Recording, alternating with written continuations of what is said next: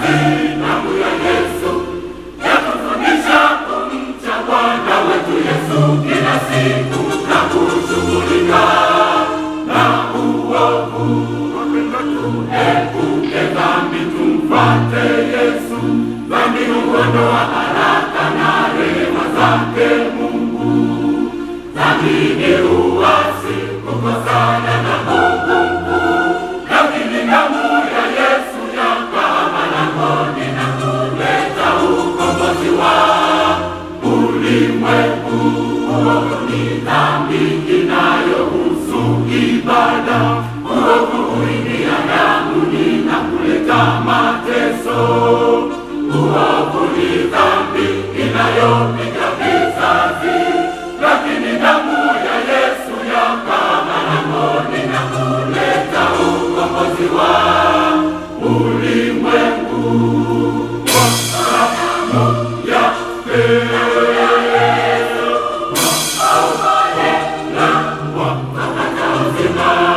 mwili na damu yake ni agano letu sote, ni kumbukumbu ya damu ya Yesu Kristo. Kwa damu yake twapata uzima. Mwili na damu yake ni agano letu sote, ni kumbukumbu ya damu ya Yesu Kristo.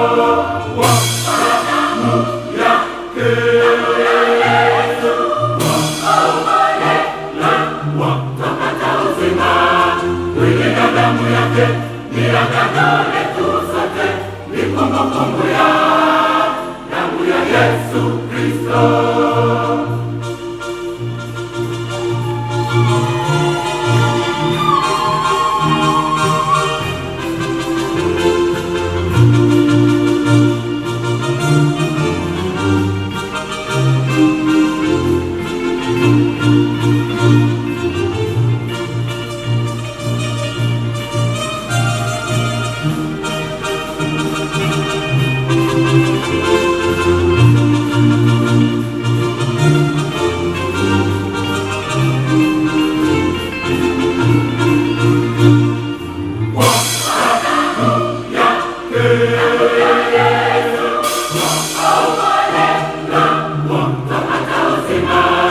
Mwili na damu yake ni agano letu sote, ni kumbukumbu ya damu ya Yesu Kristo.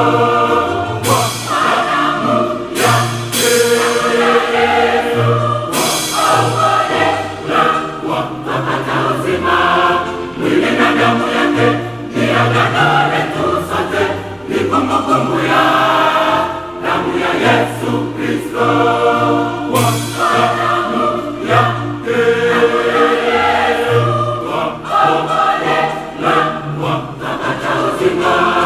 Mwili na damu yake ni agano letu sote, ni kumbukumbu ya damu ya Yesu Kristo.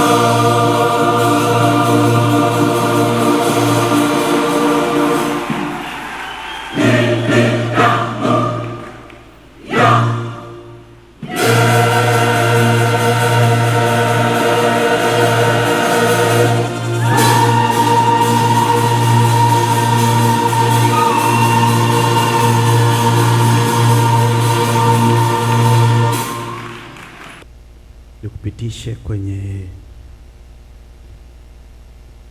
sehemu mwendelezo wa ajenda ambayo tulikuwa tunaendelea nayo.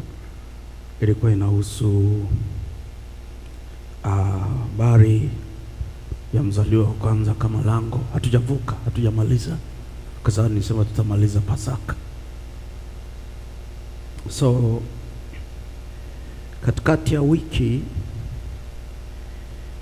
kwa kuzingatia Mathayo sura ya 16 mstari wa 18, Yesu aliposema, Petro, wewe ni mwamba, juu yako nalijenga kanisa. Na of course ujenzi wowote substantive huwa ni lazima uwe juu ya mwamba, sio juu ya mchanga au udongo. Alafu akasema malango ya kuzimu hayatalishinda hili kanisa ninalolijenga juu yako wewe Petro, yaani mwamba. Nikasema literary translating, kuna kitu kinaitwa literal translation, yaani kutafsiri tu kwa juu juu, si jambo la ufunuo, lakini inamaanisha Yesu alikuwa anamzungumzia Petro kama kiti cha mafundisho, maarifa ya kiroho, mafunuo. Kwenye the oldest tradition, unapozungumzia mafundisho una address kiti. Mafundisho hayakuwepo tu kila mahali, yanakuwepo mahali maalum, na pale yanapokuwepo kunakuwa na kiti kinacho reflect kwamba hapa ndio source au kitovu, chemchemi ya mafundisho. Ndiyo maana ya neno cathedral. Ukisikia cathedral inatokana na cathedra, inazaa kateketiko, katekisimu. Cathedral inatokana na cathedra. Cathedra ni kiti cha mafundisho au maarifa au chanzo, na ndio inayozaa katekisimo.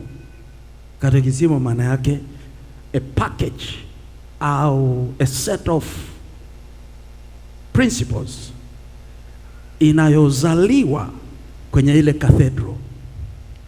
Kwa hiyo Petro anavyoelezewa hapa haimaanishi yeye kama mtu, yeye kama yeye, hapana. Kwa sababu kumbuka, Petro ni kiongozi wa kwanza wa kanisa, na ndio maana Roman Catholic walideduct papacy. Kuna kitu kinaitwa papacy, upapa, kutokea kwenye hiyo kauli. Wanasemaje? Wanasema kiongozi wa kanisa wa kwanza ni Yesu, of course, na mwisho ni Yesu, which is right, lakini aliyefuata ni Petro, kitu wanachokiita Vicarius Christus. Alafu baada ya Petro ndo akaja papa wa kwanza, sijui papa wa pili, sijui papa wa ngapi. Saa hii nadhani tuko kwenye papa wa 270 na sikumbuki vizuri, lakini hiyo listi yote ya hao mapapa inarudi inakwenda kumtafuta Petro. Unaelewa mpaka hapo? Naam? Yaani kwenye maelezo hayo kuna kitu gani kigumu cha kuelewa? Unaelewa mpaka hapo?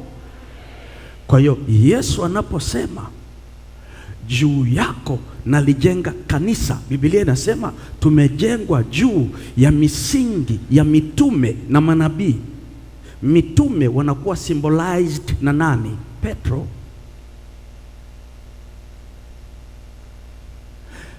Ambayo inamaanisha, sikiliza, ambayo inamaanisha ni ngumu kushinda bila maarifa. Ndio maana Daudi anasema moyoni mwangu nimeliweka neno lako nisikutende dhambi.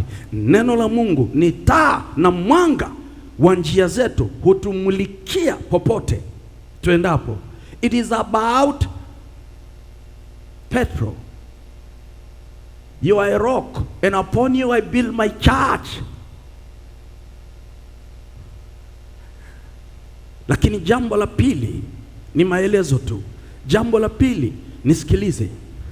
Hii kauli ya Bwana kwenye Mathayo 16:18 inamaanisha kwa wazi kabisa, inamaanisha kumbe kuna kitu kinaitwa malango ya kuzimu.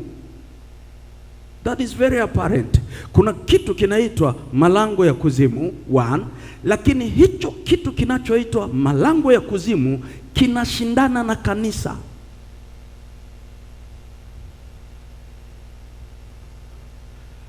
Kumbuka, Yesu hakusema malango ya kuzimu yanashindana na kanisa. Ni mimi nasema kwa kauli ile kuna kitu kinaitwa malango ya kuzimu. Mathayo ngapi?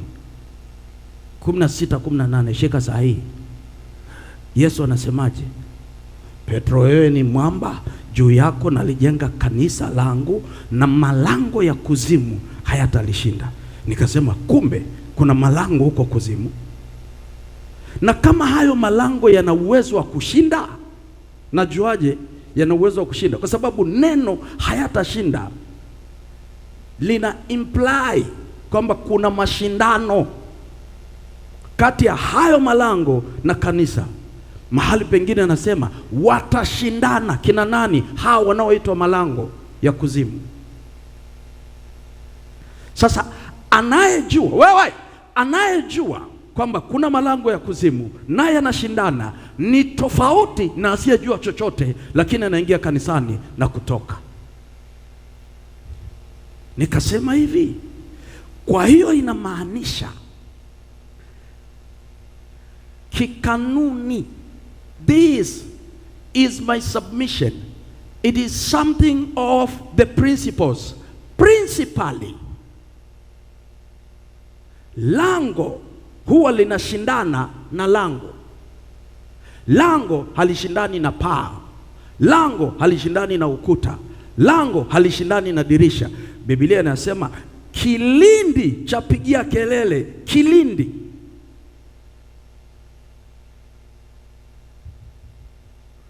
Lazima hivi viwili viresonate. Kwa hiyo nikasema kama ni hivyo, kuna scenario mbili. Scenario ya kwanza, kanisa kama lango lenye malango, na kanisa being kusanyiko la watu au mtu binafsi. Tulivyo hapa, sisi ni nani? Sisi sio chama. Sisi ni nani? Sisi ni kanisa. Lakini pamoja na kwamba sisi wote hapa ni kanisa, mtu mmoja mmoja akisimama na yeye pia ni kanisa. Kwa hiyo tukisimama kwa pamoja, tuna attract mashambulizi kutoka malango ya kuzimu. Sisi tunaoitwa KKKT Kimara. Ukisha kuwa kanisa wewe, yani ukisha beba au ukisha vaa vazi linaloitwa kanisa, mara moja mashindano kati ya wewe kama kanisa na malango ya kuzimu yanaanzia hapo hapo. Lakini pia usisahau, malango ya kuzimu yanapoinuka yanakuja kukushambulia wewe kama kanisa, sio kichwani kwako, kwenye malango yako. Kama kichwa chako ni malango yako, basi utashambuliwa hapo hapo. Lakini pia nikasema an individual, wewe kama wewe ukisimama namna hii ni kanisa. Kuzimu au malango ya kuzimu yanapoinuka kuja kushindana na wewe, sababu ya hayo malango kushindana na wewe na sio mimi, zitakuwa zinajulikana huko kuzimu hata mbinguni. Na ukiwa mtulivu, hata Mungu atakuwa anakujulisha. Lakini yale malango yanapoinuka kushindana, yanakuja kushindania kwenye malango yako. What am I saying? Vita usiyojua iko wapi. Wakati mwingine ni vita ngumu kuiaddress au kuishinda. Ndio saa hii ninapofundisha, shika ninachofundisha, ili baadaye tunapoomba maombi yapate njia.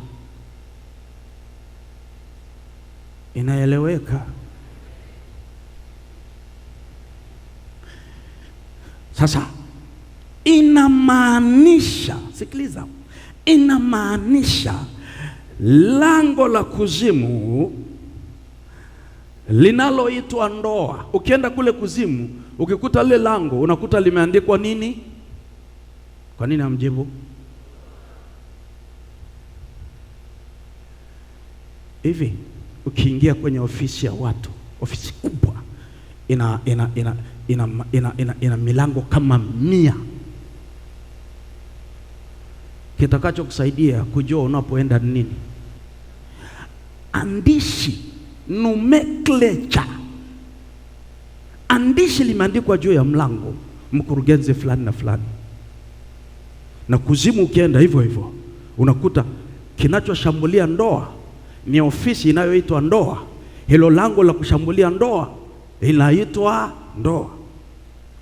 Lakini ndoa inashambulia ndoa. Kwa sasa itoshe kusema, kwa hiyo haya malango ya kuzimu yakiinuka yanakwenda kushambulia kanisa kama lango. Lakini kanisa kama lango lina malango.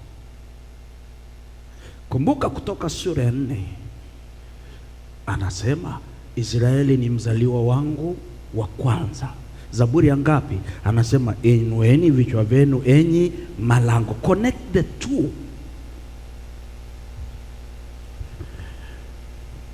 Itoshe. Nikasema angalia vizuri, huwezi kuwa kanisa usiwe na vita. Kaza watu kuja kwa Yesu wanategemea walioko kwa Yesu. Kwa hiyo walioko kwa Yesu naturally ni lango la kuleta wengine walio nje. Tunaelewana hapo? Kwa hiyo vita inapoinuka, vita inapoinuka, inainuka kutoka kwa lango kwenda kwa nani? Kwa lango. Asante daktari. Ndio maana, angalia daktari, ndio maana Misri kulikuwa na watu wengi. Mungu hakuwa na shida na wote. Mungu alikuwa na shida na wazaliwa wa kwanza. Daktari, unaweza ukaniambia kwa nini shida ya Mungu ilikuwa wazaliwa wa kwanza? Akasema wanakufa wote. Wanakufa wote. Wa mwanadamu, wa mnyama watakufa, na walikufa. Yaani issue zote za Mungu ni Kutoka sura ya 4. Kutoka sura ya 4 Mungu anasemaje? Israeli ni mzaliwa wangu wa kwanza. Na wewe Misri umemtumikisha mzaliwa wa kwanza. Kwa hiyo na mimi nakuja kukupigia wapi? Kwenye mzaliwa wa kwanza. Kwa hiyo mzaliwa wa kwanza kwa mzaliwa wa ngapi? Wa kwanza. Elewa hivyo. You are never free. Elewa namna hiyo. Kuzimu ikiinuka kwa vita, inainuka kwa kuachilia lango fulani kushambulia lango fulani la maisha yako. Hiyo sinatosha. Maelezo tu hiyo sinatosha. Semeni amen, tieni moyo. Okay, jambo la 4. Nikasema basi kama vita ya malango ya kuzimu kwenye maisha yangu ni kuhusu malango ya mimi na mimi kama lango, those are two facets. Ijulikane kwamba a human being is a complex being, kwa sababu kuna utatu katika mtu, utatu unaofanya mtu. Yaani mtu ni roho, sawa, lakini ana nafsi. Kama kuna lango la ndoa katika mwili huu, basi hilo lango la ndoa lilikuwepo katika nafsi kwanza. Yesu alisema, mmesikia usizini. Basi mimi nawaambia hata usipozini ukitamani, umefanya kitu kile kile. Maana yake nini? Maana yake ni kwamba kila kinachotokea nje kinatangulia kutokea wapi? Ndani. Kwa hiyo malango yaliyoko katika mwili yametangulia kuwepo katika nafsi. Kama mtu anakaa kwenye ndoa, hawajagomba miaka 10, hakuna tendo la ndoa na hakuna ugomvi, hakuna huduma imekatika, ni hiyo tu. Hiyo shida ilitokea rohoni kabla haijaja mwilini. Hii ni lango la ndoa limeshambuliwa. Aliyeshambulia ni lango la kuzimu. lakini mashambulizi hayatokei mwilini, yanatokea rohoni, yanakamilishwa mwilini. Unaelewa hapo? Ndio maana nikiuliza watu hapa, kuna watu wengi kila anachoota kinatokea vile vile, na kuna wengine wana struggle kuharibu ule mfumo wa ile ndoto. Anasema anaona ndoto inamsumbua, ndoto inamletea shida. Hata ukiua mfumo wa ndoto vitakuwa vinatokea, lakini kwa surprise. Si bora tu unaviona ili uvifanyie kazi. Sasa kuna siku nilitoa mfano wa binti moja humu kanisani. Aliota wanahamia Marekani, yeye na mume wake na watoto, nadhani watoto wawili. Akaja kuniambia, baba, nimeota tunahamia Marekani. Kacheka, nikamwambia endelea kuomba, kwa sababu kama vitu huna tafsiri, unamwambia tu mtu endelea kuomba. Akaota tena kwamba kwenye ndoto sasa sijui ni kitu gani kitatokea. Kulipokuchwa ikatokea vile vile hatua za kuelekea kwa Marekani. Bana, ikaja hatua nyingine, na kila ndoto anamhadisia mume wake na anaandika na anakuja kunihadisia. Hatua nyingine hawana hata passport. Kitatokea kitu kitakachosababisha akatafute passport ya yeye na mume na watoto. Ikatokea vile vile. Haya, zilikuwa hatua kadhaa. Mwisho akaota sasa saa, siku, tarehe, kabla ya hapo akaota wanakwenda Marekani, state gani, mji gani, na atafanya kazi gani. Akamwelezea mume wake, akanielezea. Hatua iliyofuata akaota kwamba siku ya kusafiri, ndege watakayosafiri, watakao wapokea kila kitu. Ile siku ilipokaribia, mlango kafunguka, wamepata sijui ile inaitwa green card. Sijajua, haikuwa green card, lakini kuna namna. Nilipoenda kufanya conference Marekani, nafikiri kama miaka 4 imepita, alikuja kunipokea. Akasema, baba, unanikumbuka? Mimi nili Marekani kupitia ndoto. Hatua kwa hatua. What am I teaching you? Things happen in the inside before they are realized in the flesh. Vitu vinatokea ndani. Kwa hiyo malango ya kuzimu yanapoamka kuja kushambulia wewe kama lango, katika malango yako hayakushambulii nje kwamba sasa hamlali pamoja. Yanatangulia kushambulia kwenye nafsi. Chochote kilicho katika wewe, katika mwili, kipo katika wewe, katika nafsi kwanza, kabla hakijawepo katika mwili. You understand? Kama mwilini pana malango, ina maana yametangulia kuwepo nafsini. Miongoni yako mengi, sikiliza, miongoni mwa malango yaliyoko kwenye nafsi yako yako mengi, lakini kuna lango linaloitwa lango la uchungu. Nataka kuanza na hilo. Yapo mengi, tutayapitia yote, Pasaka iko mbali. Sasa nianze kwa kuweka mitazamo. Ndani ya kanisa ukitamka neno uchungu, picha inayojengeka haraka haraka ni picha hasi, a negative perception of that. Lakini sikiliza kanisa, lakini mimi mtazamo wangu uko hivi. Mama, mtazamo wangu uko namna hii, na nitautetea kwamba haiwezekani, sikiliza, haiwezekani uchungu uliumbwa na shetani ndani yangu. Haiwezekani. Sijui, lakini Aila atakaposema naweza nikaheshimu kauli yake kwa sababu yeye iko very senior, yani utu uzima dawa. Lakini aliyeniumba akaweka nafsi, akaweka hisia katika nafsi, hisia ya furaha, hisia ya utulivu, amani, hisia ya huzuni, hisia ya uchovu, hisia ya njaa. Njaa kabla haijatokea mwilini unaihisi, you feel it before you know it.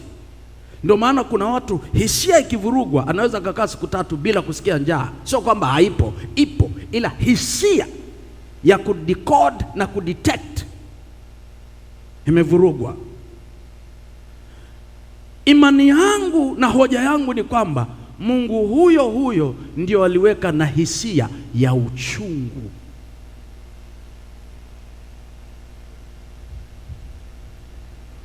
Wameanza ubishi, yaani wanataka kukataa. Sasa tunaulizana hapa, kila kitu kinaweza kikawa kizuri au kibaya kulingana na mtazamo. Inategemea matumizi yako. Hata kizuri kabisa, yeye alipoumba akasema ni vema, wewe unasema ni mbaya. Vivyo hivyo, nisikilize, vivyo hivyo Mungu aliumba uchungu ndani yako kama lango.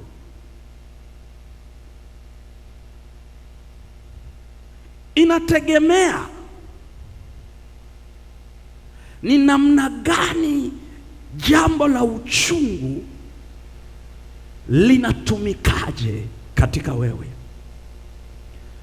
Lakini nitakushawishi kwa maneno machache. Pole mtoto wangu, kwa maneno machache nitajitahidi kukushawishi. Sikiliza, uchungu ulipoumbwa ndani ya mtu uliumbwa kwa makusudi ya kimungu, kwa ajili ya mtu na Mungu ndani ya mtu. Trust me. Ni kwa sababu bila uchungu kitu hakitokagi. Huzai utakaa na mimba mpaka wakufanyia operation bila uchungu. Ili uzae chochote kinachotakiwa kuzaliwa, Mungu atafungulia tu uchungu. Hii inamaanisha wamama wangapi wamezaa, wanyoshe mkono, walioenda leba. Eti wamama, mimba ikifikia muda wake si lazima izaliwe? Kama uchungu hauji, wanafanya nini? Wanaingiza uchungu. Ni lazima mtoto atoke, kwa sababu umri wa mtoto kutoka umefika. Lakini cha kutoa mtoto yoyote yani cha kutoa kilichoko ndani siku zote kinaitwa uchungu. Nimesema nini kanisa? Nimesema, ngoja nitumie mifano ya ovyo. Unakaa kwa bosi wako, unauza duka lake. Majira yamefika, Mungu anataka uwe na duka lako. Mungu wangu, nielewe vizuri, kitakachotokea anaruhusu faraka. Mnafarakana, unatoka hapo na uchungu ambao usipokaa sawa, ule uchungu unaweza kukuua. Maana anakutenda katikati ya mazingira yatakayokuacha na maswali. Swali moja, so maswali, swali moja ambalo ni kitanda, a breeding bed for pain and aggression, ni swali linaloitwa why. Kwa nini? Kwa nini anifanyie hivi? Mbona ni hivi? Mbona mimi nimefanya hivi? Mbona nimemsaidia hivi? Mbona nimetenda hivi? Mbona? Katika wakati ya zile mbona nyingi, moyo wa mtu unachemka kama yai lililowekwa kwenye maji yaliyochemka sana. Unajua kitakachotokea baada ya hapo? Mtu atafetuka, hana usiku, hana mchana, hana kuchoka, hana marafiki. Atafocus kwenye kufanya kitu. Anapokuja kushtuka, tayari yuko kwenye level moja na yule aliyemfanyia ile fitina kule. Nikuulize swali, inatokeaga hivyo, haitokeagi hivyo? Nikusaidie kujibu. Kama angeendelea kukumbatiwa, akaendelea kulambalamba hiyo miguu ya huyo bosi wake, angekuwa na hicho ambacho anakuwa nacho saa hiyo? Jibu ni hapana. Angeshtuka lini akumbuke kwamba anatakiwa awe na cha kwake, wakati anatukuzwa kama mfalme, kumbe yeye mtumwa? Angekumbuka lini?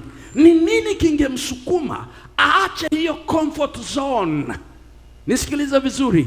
Musa alilelewa kwa Farao, alisomeshwa kwa Farao, alipewa cheo kwa Farao, lakini saa ilipofika Mungu alijenga mazingira, Musa akafukuzwa, akatembea jangwani, hakuna maji, hakuna chakula, hakuna mtu. Miaka 40 ameishi jangwani ili aje azae mtoto aliyeko ndani yake, to be a deliverer of God's people. Kwacha nikuulize, Mungu angeenda kwa Musa akiwa kwa Farao, amwambie Musa, unajua nilikuumba ili uende kule Misri watoe, upite nao jangwani. Majira yamefika sasa Musa, embu toka, nenda kule Misri. Labda atembee kwa miguu, sijui angekuja kama tembo, sijui. Amtishe sana. Unanielewa? Mpaka saa hii nimesemaje? Nimesema hivi, Mungu aliweka uchungu ili uzae, maana umewekwa duniani kuwa mzazi, kuwa mama wa watoto wengi, na kila kuzaa kunategemea uchungu. Fikiria kama Mungu asingeumba uchungu, tungezaaje? Na kufundisha kitu. Fikiria, Biblia inasema Yesu akalia kwa uchungu, yeye mwenyewe, ili azae wokovu wetu. Mungu aliruhusu uchungu. Au unafikiri ilikuwa rahisi kuzaa uchungu? Kuzaa wokovu. Hukusoma kwamba saa ilipofika akasema, Baba, ikiwezekana kikombe hiki kifanye nini? Wewe umetoka mbinguni kwa ajili ya hichi kikombe kipuepu tena. Kingemwepuka tungeponaje? Mungu akaachilia uchungu. Bila ule uchungu roho yake isingetoka. Na wokovu wetu ulikuwa unategemea roho imtoke. Uchungu ulipompata kisawasawa, roho ikafutuka, akazaa, akatoa kitu. Do you understand? Wanaelewa? Sikiliza vizuri. Sikiliza, nakwambia kitu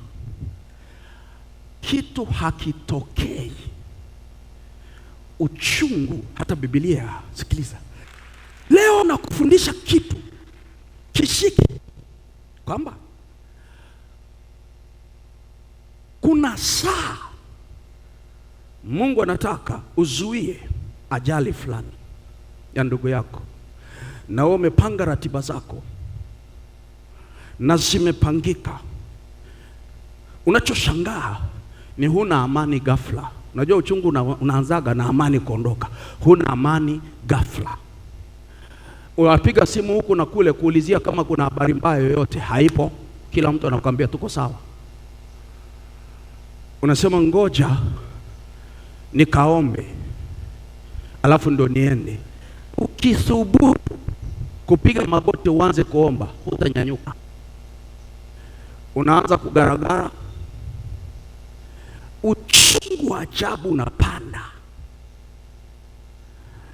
Unaanza kutoka mafua, masaa yatakatika na masaa. Unapokuja kunyanyuka umekuwa mwepesi. Hiyo inaitwa kuomba kwa mzigo, ambayo inamaanisha mzigo unakuwa haupo kama uchungu haupo. Biblia inasema Roho Mtakatifu hutuombea kwa kuugua. Kuugua kunaletwa na uchungu. Kwa hiyo inamaanisha kuna saa Roho Mtakatifu anapataga uchungu. Wewe ni nani? Sasa baadaye unapigiwa simu, unaambiwa mtoto wako amepata ajali. Ni saa ile ile ulipokuwa ukiugua kwa uchungu wa ajabu, hujiwezi. Lakini kilichokufanya uombe kwa mzigo namna ile si uchungu. Bila uchungu ungeomba. Kwa hiyo uchungu ndio unaoleta kuzaa kitu. Umeelewa hapo? Nisikilize tena. Sikiliza. Uchungu ukiwepo, nisikilize. Uchungu ukiwepo, sio lazima utamke matamko. Kuna saa. Kwa kuwa uchungu ni katika moyo, moyo unaomba. Huku kwenye mwili hujiwezi, huwezi hata kunyanyuka, unagaragara. Uko lakini kule ndani moyo wako unasema mbele za Mungu. Kitu cha ajabu usichojua, nisikilize. Kitu cha ajabu usichojua ni kwamba mtu katika uchungu moyo wake unaunganishwa na moyo wa Mungu. Shika hiyo kitu. Elisha, sikiliza. Elisha alipoendewa na mwanamke aliyefiwa na mtoto, akajitupa miguuni pa Elisha. Elisha anasema ndani yake kuna uchungu, lakini Mungu amenificha. Maana yake nini? Kwa kawaida pakiwa na mtu ana uchungu, lazima ule uchungu utarelate na moyo wa Mungu, na moyo wa Mungu na moyo wa nabii naenda pamoja. Do you understand? Sasa nisikilize. Mtu akiwa katika uchungu akitamka hata neno moja, mbingu zinasimama. Wewe hata saa hii uelewi, lakini mimi nakwambia usicheze na mtu aliyesimama mbele yako aliyeko katika uchungu. Sikiliza vizuri. Kilichomsaidia Hana ni Samueli alimtia uchungu. Hana aliomba sana. Siku alipoitwa mlevi akapata uchungu. Alipolia akamwambia Mungu, sasa yatosha. You understand? Sasa nisikilize. Nasema hivi. Mtu, unasikia mtoto wangu? Mtu akiwa katika uchungu, haijalishi ni Mkristo au sio Mkristo, inajalisha ni mtu. Kwa sababu watu wote si wameumbwa na Mungu. Nenda kafuatilie. Maisha ya wapagani yamejaa shuhuda za Mungu. Mungu anapita gapi kwenda kugusa maisha ya watu? Mlango wa uchungu. Mtu yoyote akilia, inamaanisha yuko helpless, inamaanisha hawezi kujisaidia, inamaanisha hawezi kujitetea, inamaanisha anahitaji msaada. Msaada wetu ni katika aliyetuumba. Ukilia kwa uchungu, mimi nakwambia Mungu atainuka. Sijasema ukiomba kwa uchungu. Sio kila kulia ni kulia kwa uchungu. Kuna kulia kwa hasira, kuna kulia kwa madeko, kuna kulia kwa vinginevyo vingi tu, lakini kuna kulia kwa uchungu. You understand? Unajua Hajiri, nisikilize, Hajiri alikuwa mpagani. Hajiri alikuwa mshenzi. Alimtenda Sara jeuri, akamtweza Sara, akamdhalilisha Sara. Alipofukuzwa ili akafe yeye na mtoto wake, akamweka mtoto kule, akaenda kule ili mtoto anapokata roho asimone. Alipolia kwa ajili ya mtoto wake, Mungu alituma malaika pale pale. Hajiri hakuomba, hata hakuwa ana Mungu wa kuomba. Do people understand? Sasa hii inamaanisha Mungu ameweka mlango wa uchungu ndani yako kama exit door, a safety valve.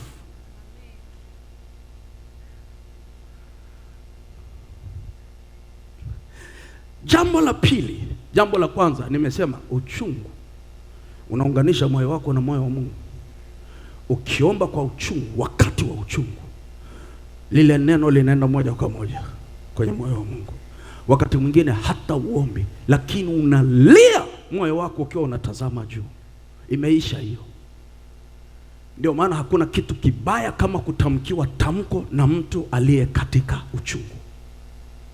Zile tamko linaenda mbele za Mungu. Wangapi wameelewa mpaka hapo? Pe Yesu makofi. Jambo la pili kuhusu uchungu, nasema kwa hiyo kila mtu ana ahadi, ana neno la Mungu ndani yake, na lile neno liko time bound. Biblia inasema mbingu na nchi zitapita. Kwa peke yako leo umekaa kinyonge.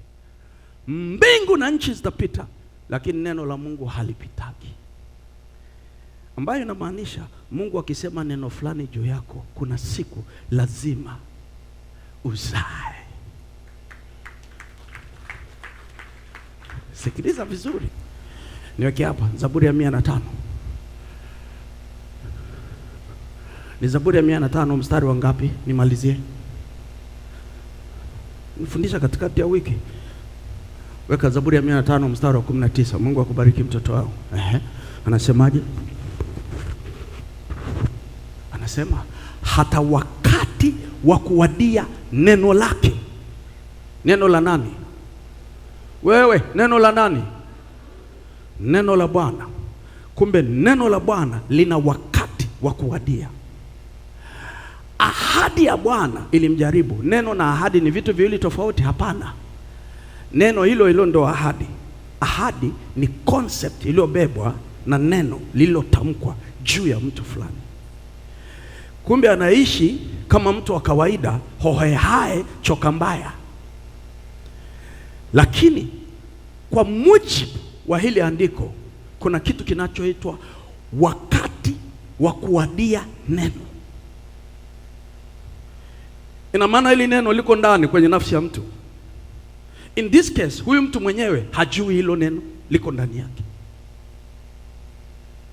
Alafu ghafla wakati umewadia. Wakati ulipowadia, ahadi ya Bwana ilimjaribu. Maana yake nini? Uchungu uliingia kwenye maisha ya huyu mtu. Kwa nini uchungu? Kwa sababu hilo neno lizaliwe. Kwa vile wakati wa hilo neno kuzaliwa umefanya nini? Cha kuleta uzaaji ni nini? Uchungu. Jaribu aliloingia huyu mtu ni kupita kwenye uchungu wa hatari sana. Uchungu ambao ulifanyika jaribu kwenye maisha yake. Lakini kumbe nyuma ya uchungu kuna mimba amekuwa akiibeba na yeye alikuwa hajui. Miezi 9 ya mimba imeshafika, hajui. Kwa vile miezi 9 imefika, lazima uchungu uachiliwe. Kwa mantiki hii na kwa hoja hii, kumbe ameuweka uchungu mahususi kwa ajili ya ahadi yake, yani neno. Ukinunua gari, kule kwenye gari kuna kitu kinaitwa control box. Ni kama brain ya gari, ni kama ubongo wa gari, yanatawala kila kitu. Na kwenye maisha yako sasa kuna wakati, sikiliza, sasa kuna wakati Mungu anatambulishaga album. Anataka dunia ijue ndani yako ameweka nini. Kabla ya wakati huo, kabla ya dunia kujua wewe una nini ndani, tegemea uchungu kwanza. Ule uchungu ndio utakufanya uweze kustand out. Watu waseme, alikuwa hivi, yuko hivi. Sio kwamba yuko hivi by accident or by design. It's commanded.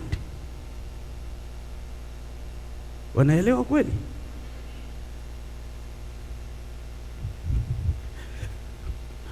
Angalia, ngoja nikupe mfano.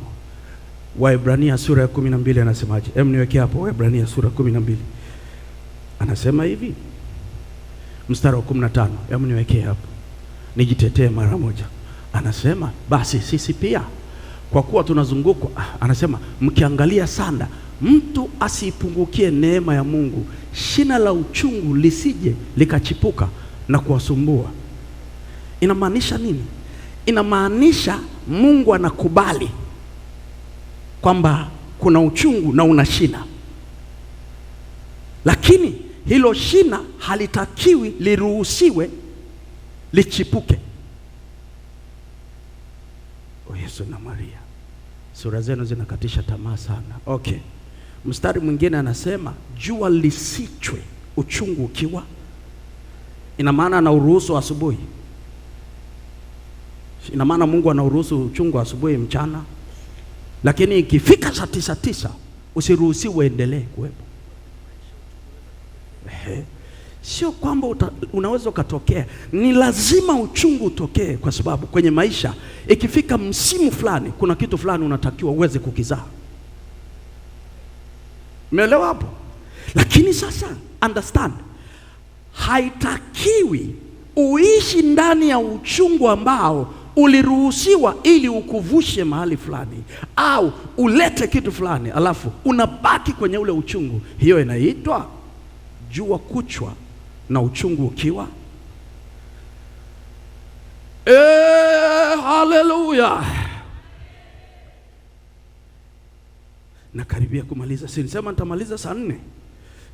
Naam, bado kuna robo saa nzima. Biblia inasema watoto wako tayari kuzaliwa, uchungu wa kuwazaa.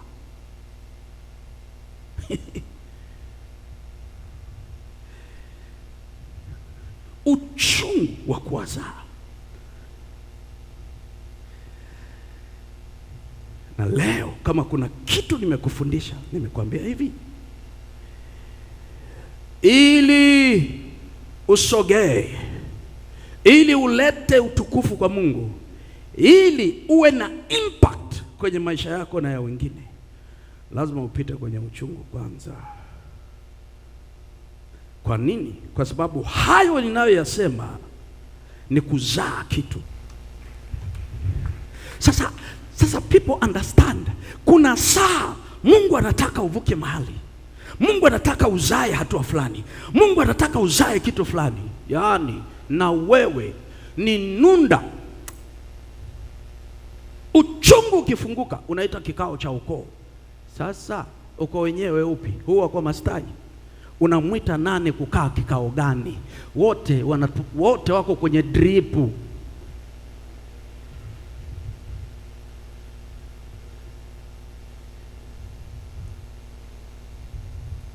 Unasema nimekosa nini? Hujui ulichokosa? Mimba. Kosa lako ni hiyo mimba.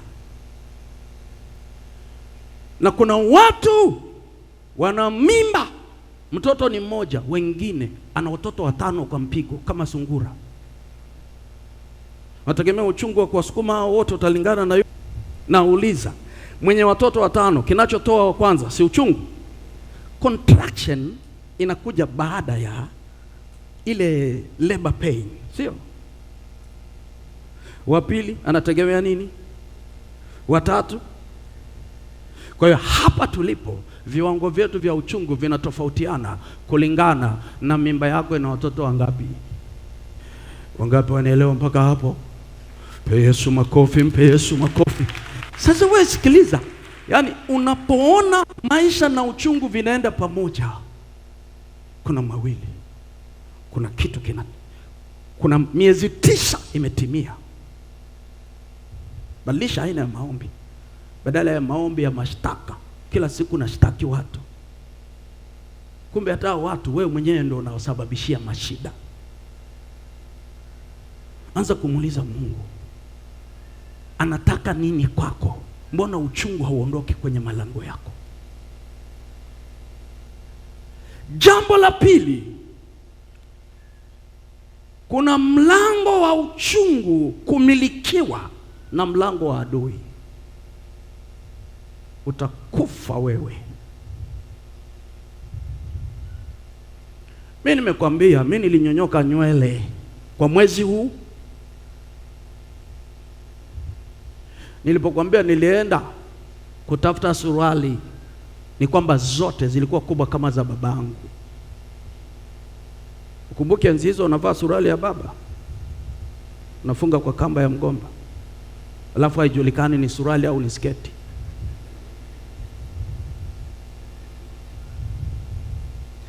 Sasa such a powerful force. Uchungu is a powerful force. Hilo ni bomu la nyuklia, alafu Taliban wakilikamata, Israeli mtapona. Kwa hiyo Biblia inasema linda moyo wako kuliko yote. Sasa kila mara uchungu ukiinuka, wewe majungu yanainuka, mapambano yanainuka, vita inainuka, unachesha kuzaa, na Mungu anaona dozi haijatosha, anaongezea. Kwa hiyo tutaendelea basi Jumapili ijayo. Wapi? Tutaendelea kwenye nini? Lango la uchungu la moyo, kumilikiwa na lango la adui. Na adui anapomiliki lango lako la uchungu, anamiliki ya lango la kwake la uchungu. Jamani, hapo kunakuwa na vituko, acheni. Adui akimiliki lango la uchungu la mtu, anaweka pepo la uchungu. Naomba sema mimi ni pepo uchungu. Nikauliza unafanya kazi gani? Nasema kazi yangu ni kuhakikisha uchungu kwenye maisha yako. Mpaka kwa watoto uliowazaa wanakutia uchungu, na sio wa kitoto. Kumbe kuna pepo limekaa hapo. Hayo concept, sikiliza, dhana ya malango ya kuzimu kushambulia lango la uchungu ni katika hayo maelezo kwa uchache. Kwa uchache tutaendelea Jumapili ijayo, kwa sababu imeshafika saa ngapi? Saa 4 na dakika ngapi? 5. Si kitu. Mimi nataka tu ujue kwamba uchungu wa upande wa pili ukikaa ndani yako unazaa mapooza. Kila siku utakuwa unafetua mapooza. Wewe unaelewa? A fake and artificial labor. Pesu makofi mengi na vigelegele.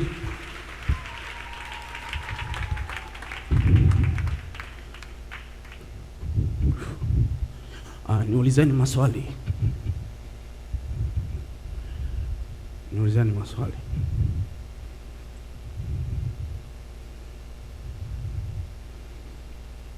Kwani usisahau haya maneno nilokuambia. Eti lakini si kweli uchungu na connection na kuzaa, si ndio?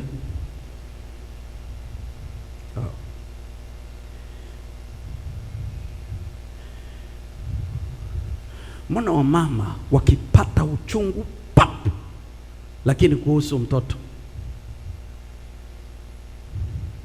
wanawahi kufunga tumbo la uzazi? Kwa sababu uchungu na connection na kufanya nini? Na kuzaa. Na akikaa vibaya anaweza kaanza kubleed.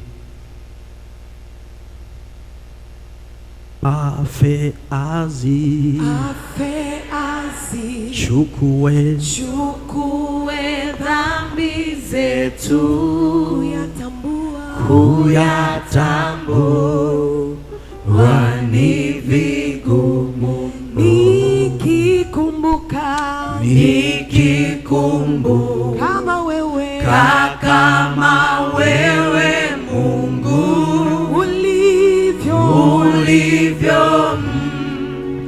peleka mwanao afe azi chukue dhambi zetu, kuyatambua ni vigumu, ima roho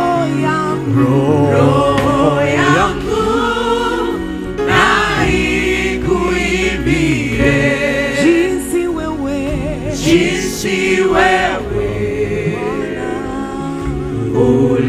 ulivyo mkuu. roho yangu, Roho yangu roho yangu, na ikuimbie jinsi wewe, jinsi wewe Bwana, ulivyo.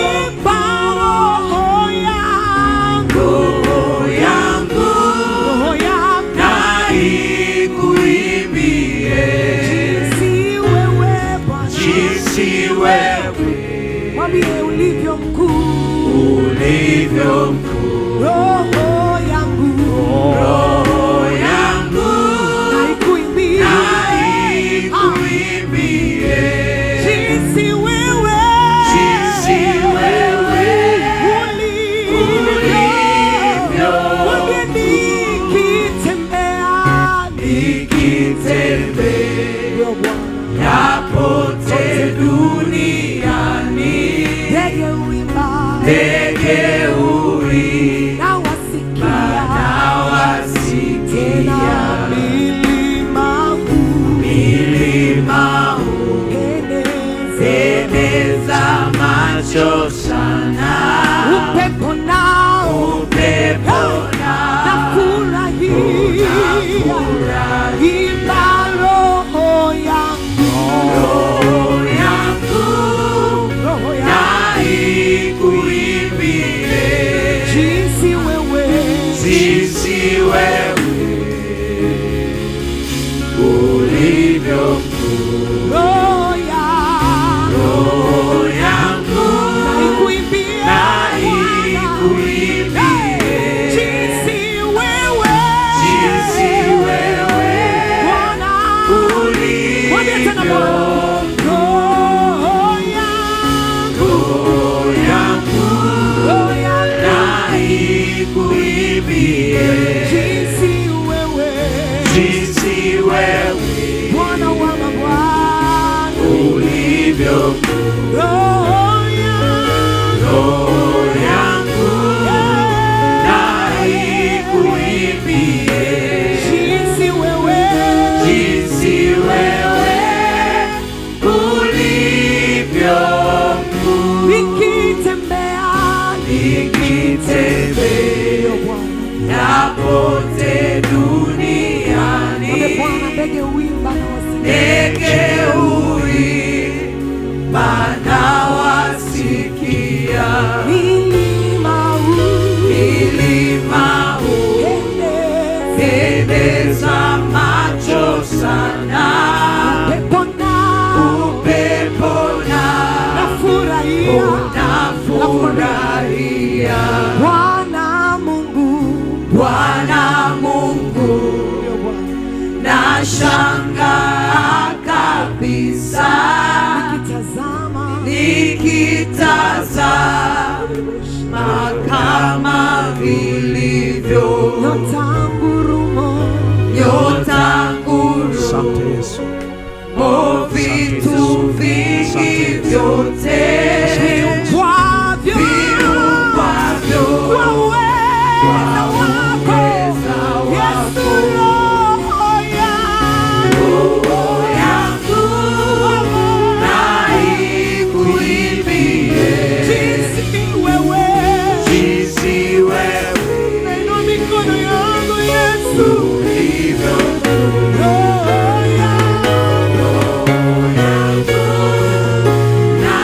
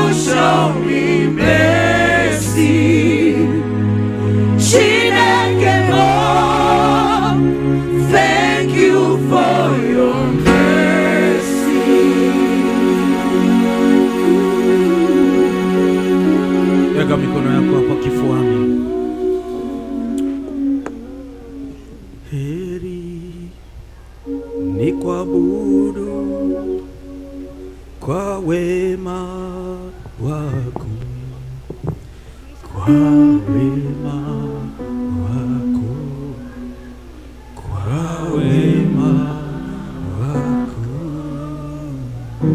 Heri ni kuabudu kwa wema wako sasa na milele.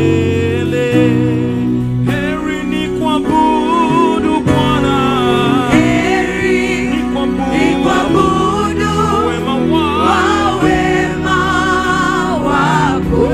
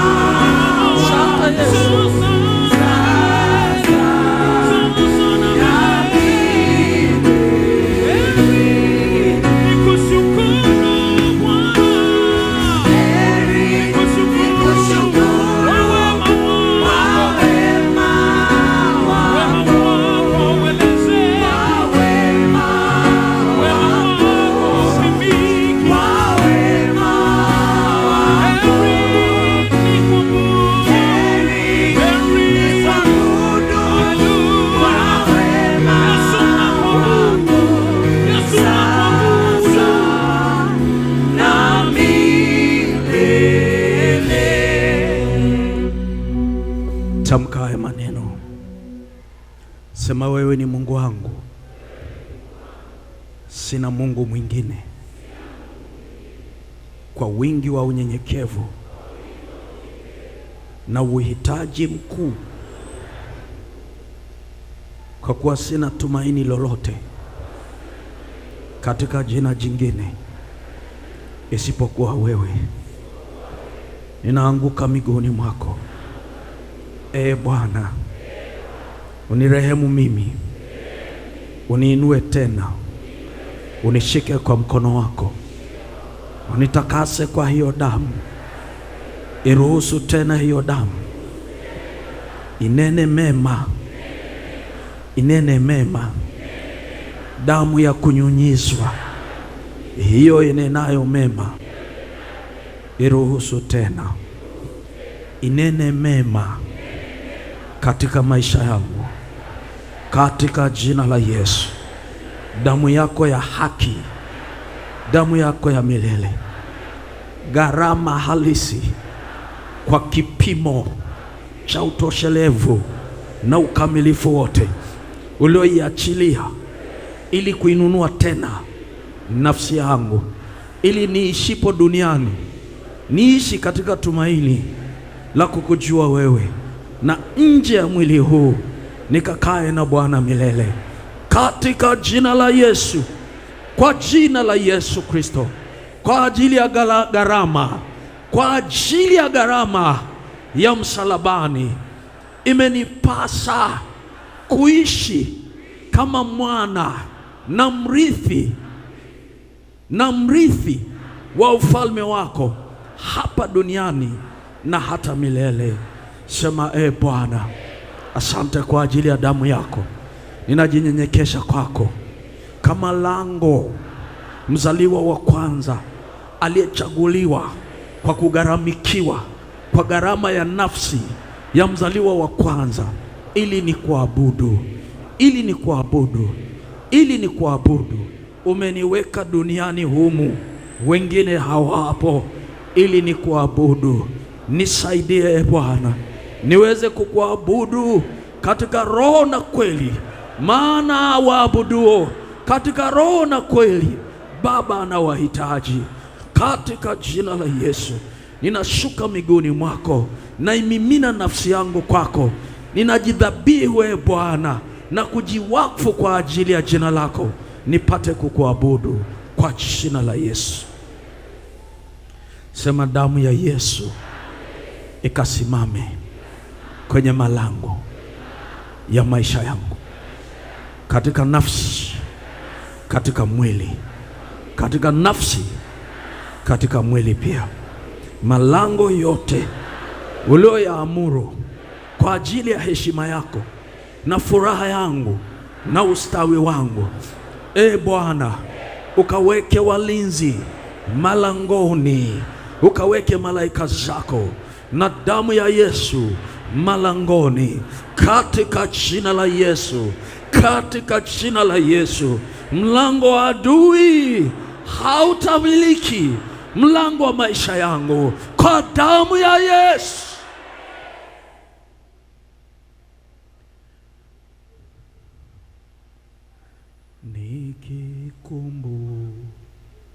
Nikikumbuka kama wewe Mungu ulivyo peleka afe azichukue dhambi zetu,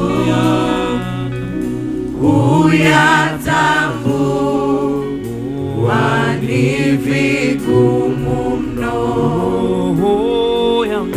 Roho yangu na ikuimbie jinsi wewe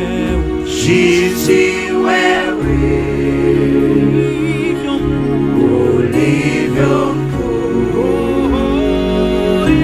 Roho yangu na ikuimbie jinsi wewe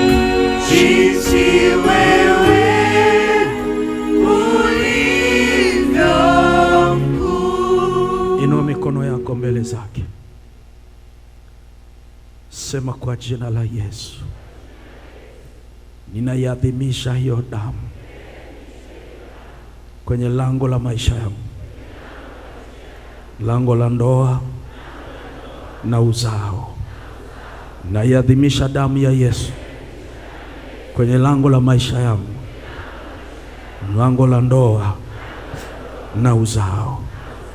Na kwa mara ya tatu naiadhimisha damu ya Yesu kwenye malango ya maisha yangu, lango la ndoa na uzao, kwa jina la Baba na la Mwana na la Roho Mtakatifu. Daga mikono yako kifuani, fumba macho, tulia. Baba, asante kwa kuwa vita ya kanisa ni vita ya Bwana wa kanisa. Sisi ni viungo katika mwili wako. Vita yetu ni yako.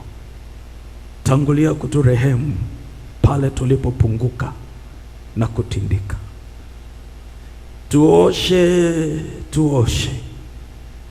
Tuoshe katika hiyo damu.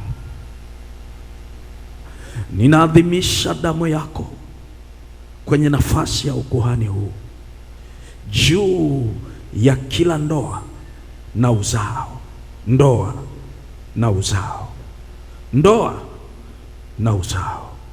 Watoto wetu hawatakuwa aibu, hawatakuwa mapooza, kwa sababu wametoka kwako, nao ni kwa ajili yako. Na ndoa zetu utazipigania na kuzitetea wewe mwenyewe. Ndoa zilizozuiwa zisiwepo kwa ajili ya kile kilichobebwa na hizo ndoa, utazitetea e Bwana. Utamimina hiyo damu katika hizo ndoa. Machungu yaliyoinuliwa ili kuinua na utasa, kwa kuwa kazi ya machungu yanayotoka kwenye lango la kuzimu ni kuinua utasa ili kile cha kwako kisizaliwe. Mimi na damu ya Yesu Baba, yale machungu ya kuzimu kwenye lango la uchungu yayeyuke kama nta yeyukavyo ikutanapo na moto. Malaika wa vita wenye kikombe cha damu ya Yesu na upanga ukatao kuwili wapite sasa kwa ajili ya kila pando la uchungu. Pando lisilopandwa na Baba ling'olewe, na kile kilichozuiwa na kucheleweshwa kwa adui kuinuka na kuharibu, urejesho ukafanyike.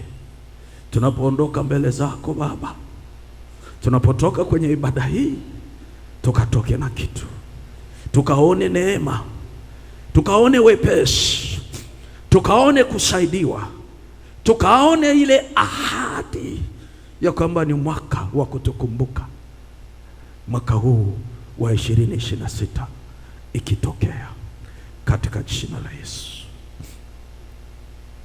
Tulia kimya. Ndani yangu kuna hesabu na ihesabu, lakini kidole cha Jehova kitapita kwenye maisha yako.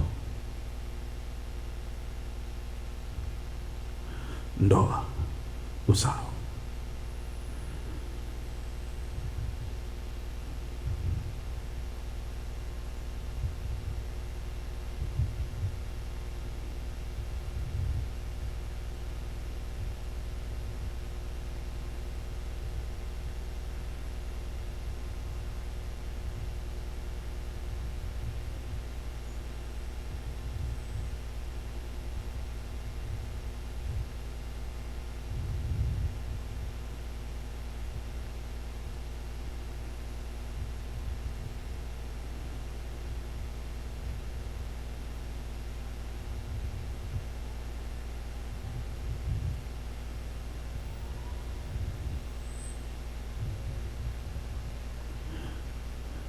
ndoa ziachiwe zilizoshikiliwa kwenye makaburi ya ukoo, sasa ziachiwe. Moyo ulioshikwa wa uchungu uitwao pando asilolipanda Baba, saa hii huo moyo uachiwe. Kila kilichoharibiwa kwenye hili kanisa, kila ndoa iliyogeuzwa kuwa aibu,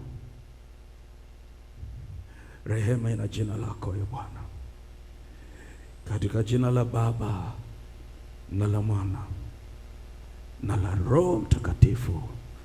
Sema Yesu asante. Bwana Mungu awabariki, awalinde. Bwana Mungu aangazie nuru za uso wake, awafadhili. Bwana wainulie uso wake, awape amani. Ikawe hivyo kwenu mwingiapo na mtokapo, kwa jina la Baba na la Mwana na la Roho Mtakatifu. Amen. Amen. Amen. Tulia. Jumatano ni Kwaresma, tunafunga na tutakuwa na ibada ya pamoja jioni saa 12. Baada ya hapo tutaendelea na siku 40 za kufunga na kuomba na kujifunza neno la Mungu. Sasa enendeni katika amani na neema yake. Mungu awabariki mwingi hapo, Mungu awabariki mtoka hapo, Mungu awalinde, Mungu awatetee, Mungu awafurahishe. Amen.